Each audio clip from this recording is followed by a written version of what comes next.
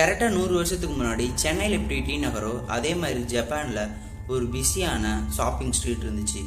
அங்கே சுசுகி அப்படிங்கிறவர் தன்னுடைய 2 வயசு தங்கச்சிக்காக ஒரு அழகான ஜாப்பனீஸ் டாலை வாங்கிட்டு போய் தராரு. அந்த ஒரு பொம்மையை ஒக்கிக்குக்கும் ரொம்ப பிடிச்சி போயிடுது. அதனால சாப்பிடும்போது தூங்க போகுது அப்படின்னு சொல்லிட்டு எப்பவும் தன் கூடையே வச்சுக்கிறா. எதிர்பார்க்காத விதமா ஒரே வருஷத்துல ஒக்கிக்கு இறந்தும் போயிடுறா. அதனால அவங்க வீட்டில் அவளுடைய ஞாபகார்த்தமா அந்த ஒரு பொம்மைக்கு ஒக்கிக்கு அப்படின்னு சொல்லி பேரும் வைக்கிறாங்க. ஆனால் கொஞ்சம் வருஷம் கழிச்சு தான் நோட் பண்ணுறாங்க, ஆரம்ப காலகட்டத்தில் அந்த ஒரு பொம்மையோட முடி நார்மலாக எப்பயும் போல தான் இருந்துச்சு. ஆனால் போக போக அதோடைய முடி வளர்ந்துக்கிட்டே அதோடைய காலையும் தாண்டி வளர ஆரம்பிச்சிருக்கு. இதை நோட் பண்ண அவங்க பதறி போய் அந்த ஒரு முடியை லேபுக்கு கொடுத்து டெஸ்ட் பண்ணுறாங்க. அதில் தெரிய வந்தது என்னன்னா, அந்த ஒரு முடி மனிதனோடது. யூஜி நாட்டோ அப்படின்னு சொல்லிட்டு ஒரு ஆர்டிஸ்ட் தன்னுடைய 6வது வயசில் ராபர்ட் அப்படின்னு சொல்லிட்டு ஒரு பொம்மையை கண்டுபிடிக்கிறாரு. அவருக்கு சின்ன வயசுலேருந்தே ஃப்ரெண்ட்ஸே இல்லாதனால ராபர்ட் கூட தான் எப்பயும் பேசி விளையாண்டுக்கிட்டே இருப்பார். ஒரு நாள் அவர் ரூம்லேருந்து 2 பேர் பேசுகிற குரல் கேட்டனால அவங்க அம்மா போய் கதவை திறந்து பார்க்குறாங்க. ஆனால் அவர் ராபர்ட் கூட விளையாண்டுட்டு இருந்திருக்காரு. எக்ஸாம் டைம்லேயும் ராபர்ட் கூடயே விளையாண்டுட்டு இருந்தனால ராபர்ட்டை தூக்கி அவங்க அம்மா ஒரு ஸ்டோர் ரூமில் போட்டு பூட்டி வச்சுட்டாங்க. எக்ஸாம் முடிஞ்சு ஓப்பன் பண்ண போது அந்த ஸ்டோர் ரூமில் இருந்த எல்லா பொருளுமே கீழே விழுந்து உடஞ்சி கிடந்திருக்கு. மறுபடியும் கொஞ்ச நாள் கழித்து அவங்க ஃபேமிலியோட வெக்கேஷன் கிளம்புறாங்க. ஆனால் அவங்க அம்மா ராபர்ட்டை எடுத்துகிட்டு வரக்கூடாது அப்படின்னு சொன்னனால அவன் ராபர்ட்டை ஹால்லே வச்சுட்டு வந்துடுறான். அதுக்கப்புறம் ஒரு தடவை 2 தடவை 3 தடவை அவங்க வீட்டுக்கு வெளியே ஒரு சின்ன பையன் விளையாண்டுட்டு இருந்ததா பக்கத்தில் இருந்த நெய்பர்ஸ் மாத்துக்கட்டில் சொல்லியிருக்காங்க. அதுக்கப்புறம் அவங்க வாட்ச்மேன் அடிக்கடி ராபர்ட் எட்டி பார்க்குறத பார்த்துட்டு அதிக சம்பளம் தரோம் அப்படின்னு சொல்லியும் அந்த வேலையை விட்டு போயிட்டாராம்.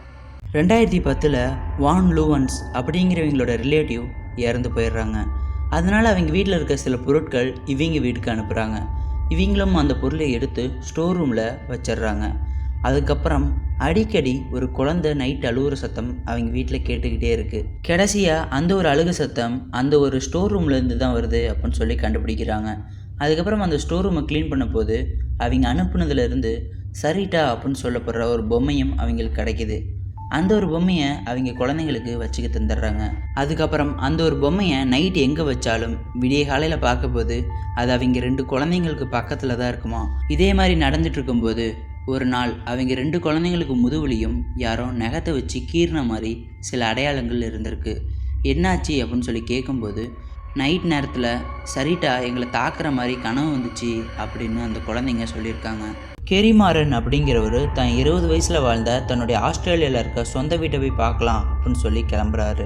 ஆனால் அவர் அங்கே போய் பார்க்கும்போது அந்த ஒரு பில்டிங் ஒரு பாலடைஞ்ச பில்டிங் போல கிடந்திருக்கு. அதனால் அக்கம் பக்கம் விசாரிக்கும் போது அந்த வீட்டில் பேய் இருக்கிறதா நிறைய பேர் சொல்கிறாங்க. அதனால் அவர் இருந்தாலும் பரவாயில்ல அப்படின்னு சொல்லிட்டு அந்த ஒரு வீட்டுக்குள்ளே போகிறாரு. அங்கே போய் பார்க்கும்போது எந்த ஒரு பேயும் அவர் கண்ணில் மாட்டலை. ஆனால் லெடா அப்படின்னு சொல்லப்படுற ஒரு பொம்மை மட்டும் அவர் கையில் சிக்குது. அந்த ஒரு பொம்மையை பார்த்து அந்த ஊரில் இருக்கவங்க நிறைய கதைகளை சொன்னாங்க. இருந்தாலும் அந்த ஒரு பொம்மையை எடுத்துகிட்டு போய் மியூசியத்தில் அவர் கொடுக்குறாரு. அந்த ஒரு பொம்மை 150 வருஷம் பழமையானதாகவும் இந்த ஒரு பொம்மை பொம்மலாட்டத்துக்காக பயன்படுத்தப்பட்டது அப்படின்னு சொல்கிறாங்க. அதுவே இதை சர்ச்சில் கொடுக்கும்போது இது கிட்டத்தட்ட 200 வருஷம் பழமையானது, இதில் ஒரு 6 வயசு பையனோட ஆத்மா இருக்குது அப்படின்னு சொல்லியிருக்காங்க. இந்த ஒரு பொம்மை மனிதர்களை காயப்படுத்தலினாலும் இது பக்கத்தில் இருந்தாவே மனிதர்கள் ரொம்பவும் சோகமாகி அழுக ஆரம்பிச்சிருவாங்களாம். ஒரு டிவி ப்ரோக்ராம் அப்போ யாரோட ஹெல்ப்பும் இல்லாமல் தனியாக உட்காந்துருந்த இந்த ஒரு பொம்மை அசைஞ்சனால அங்கேருந்து எல்லாரும் பயந்து பண்ண வீடியோ இன்னமும் யூடியூப்பில் இருக்குது. இந்த ஒரு பொம்மையோட பேரை யூடியூப்பில் சர்ச் பண்ணாவே அந்த ஒரு வீடியோ உங்களுக்கு கிடைக்கும். ஆனபிள் அப்படிங்கிறது ஒரு ரியல் ஸ்டோரி அப்படின்னு சொல்லிட்டு நம்ம எல்லாருக்குமே தெரியும். 1917 2 பொண்ணுங்க நர்சிங் படிக்கிறதுக்காக ஹாஸ்டலில் போய் தங்க போகிறாங்க. அப்போ அந்த பொண்ணு தனியாக இருக்கிறத ஃபீல் பண்ணக்கூடாது அப்படின்னு சொல்லிட்டு அவங்க அம்மா ஒரு பொம்மையும் வாங்கி தராங்க. அதுதான் ஆனபிள். அதுக்கப்புறம் அந்த பொண்ணு அந்த பொம்மையை எங்கே வச்சுருந்தாலும் காலேஜ் முடிச்சுட்டு வந்து பார்க்கும்போது அந்த ஒரு பொம்மை அந்த பொண்ணோட பெட்டில் தான் இருக்குமா. அது மட்டும் இல்லாமல் சில இடங்களில் ஹெல்ப் ஹெல்ப் அப்படின்னு சொல்லிட்டு சின்னதாக வார்த்தைகளும் எழுதியிருக்குமா.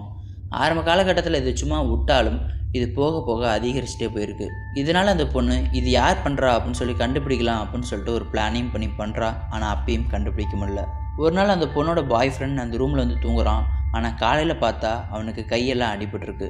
என்னாச்சு அப்படின்னு சொல்லி அவன்கிட்ட கேட்கும்போது எனக்கு கனவுல அனபிள் துரத்திட்டு வந்து என்னை அடிக்கிற மாதிரி கனவு வந்துச்சு அப்படின்னு சொல்லியிருக்கான். அதுக்கப்புறம் இந்த ஒரு பொம்மைக்கு 2-3 தடவை பேய் ஓட்ட ட்ரை பண்ணியிருக்காங்க. ஆனால் யாராலையுமே முடியல. ஆனால் இப்போ இந்த ஒரு பொம்மை மியூசியத்தில் பத்திரமா இருக்குது. இதில் எந்த பேய் பொம்மை ஸ்டோரி உங்களுக்கு பிடிச்சிருந்துச்சு அப்படின்னு சொல்லி கமெண்ட்டில் சொல்லுங்கள். இந்த வீடியோ பிடிச்சிருந்த ஒரு லைக் போட்டு இது இன்ட்ரெஸ்டிங் வச்சு பார்க்க நம்ம சேனலை சப்ஸ்கிரைப் பண்ணிக்கோங்க.